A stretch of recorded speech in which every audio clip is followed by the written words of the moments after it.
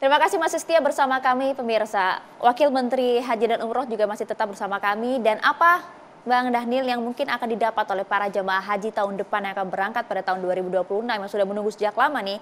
Akankah fasilitasnya tetap sama atau justru lebih baik begitu mereka berharap? Ini PR berat kami, Mbak, karena di tengah banyak yang kami sampaikan, kami tentu ditagih harapan atau ekspektasi dari masyarakat itu tinggi sekali terhadap kami. Makanya kami kalau miss sedikit pasti kami dibully habis-habisan.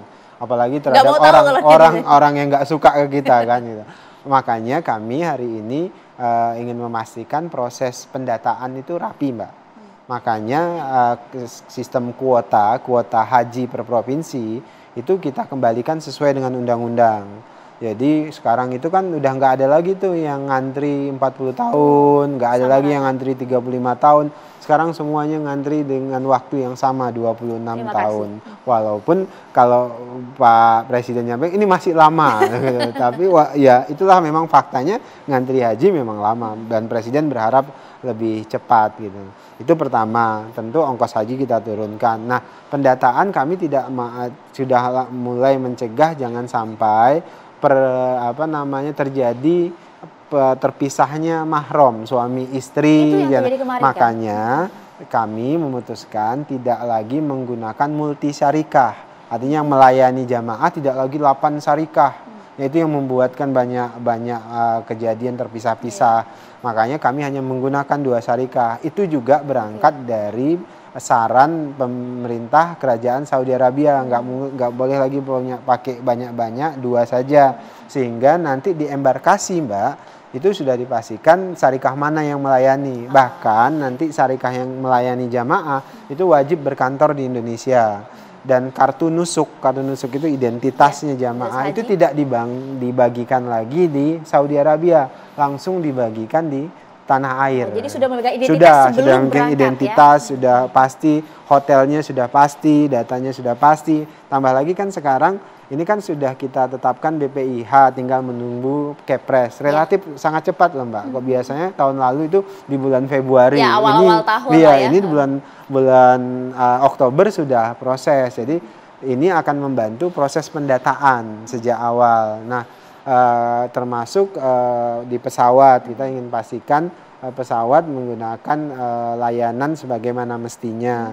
Nanti di hotel-hotel juga begitu, kita ingin pastikan, termasuk nanti di Armusna, Arafah, Musdalifah, yang selalu krusial kan di transportasi dan juga akomodasi. Karena banyak hal di puncak haji itu di luar kendali kita. Misalnya kepadatan segala macam itu kan wewenang pemerintah Saudi Arabia. Oleh sebab itulah kami ingin membuat beberapa skema-skema untuk memastikan jangan sampai kemudian kepadatan itu berdampak terhadap energinya jamaah kita. Makanya, Mbak, besok itu petugas haji kita itu kita pastikan mereka adalah orang-orang yang dipilih secara benar dan tepat, bukan orang yang dititip, bukan orang yang nebeng naik haji gitu. Makanya besok itu petugas itu diseleksi, kemudian mereka masuk barak, Mbak. Jadi petugas haji itu lebih dari 1000 itu masuk barak selama 3 minggu. Mereka dilatih 3 hal. Pertama, bahasa Arab dasar, dilatih tentang fikih dasar haji. Kemudian ketiga itu ketahanan fisik. Karena fisik butuh apa, Mbak, luar biasa. Karena saya merasakan gendong jamaah 5 km, Mbak, di daerah Jamarot itu.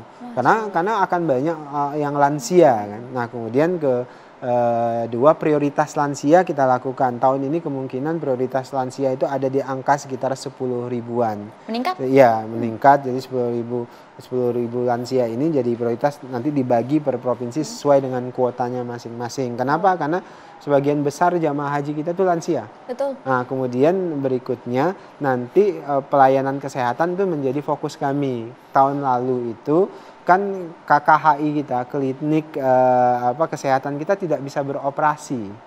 Makanya kan waktu itu dokter kita nggak bisa kerja di klinik. Nah, tahun ini kami ingin pastikan KKHI kita bisa beroperasi di musim haji. Jadi kita kan punya klinik di Mekah, kita punya klinik di Madinah. Nah nanti karena aturan Saudi Arabia tidak membolehkan ada klinik dari negara yang lain, kita akan kerjasama dengan rumah sakit lokal Saudi Arabia untuk mengoperasikan klinik kita. Sehingga jamaah kita itu nyaman ke klinik yang dioperasikan oleh rumah sakit lokal Saudi Arabia bersama dengan dokter-dokter kita. Kenapa? Karena klinik-klinik itu nanti akan meng-hire petugas, dokter dan nurse itu perawat dari kita. Gitu. Oke, artinya memastikan semuanya bisa berjalan dengan lancar, bahkan betul-betul hal-hal yang mungkin di luar teknis pun ada, kalau bisa ada mitigasi. Gitu. Iya, apa yang ingin Anda sampaikan kepada para calon jemaah haji yang akan berangkat yang jelas tahun depan? Sekarang yang sudah dapat porsi untuk berangkat tahun depan, pertama tentu persiapkan kesehatannya, Mbak. Itu yang paling penting karena pemerintah Arab Saudi itu catat harus sehat. Mulailah rajin-rajin jalan kaki. Kenapa? Karena sebagian besar bahkan 98% isi ibadah haji itu adalah ibadah fisik. Nah, oleh sebab itu yang akan berangkat 2026 pastikan sehat, pastikan mulai jalan pagi. Saya kan tiap pagi lari gitu. Jadi pastikan ibu-ibu, bapak-bapak yang dimanapun Anda berada, mulai rajin olahraga, mulai makanannya dijaga. Jangan makan-makan yang manis lagi dulu. Jadi ketika berangkat nanti sekitar bulan April, Mei itu sudah fit.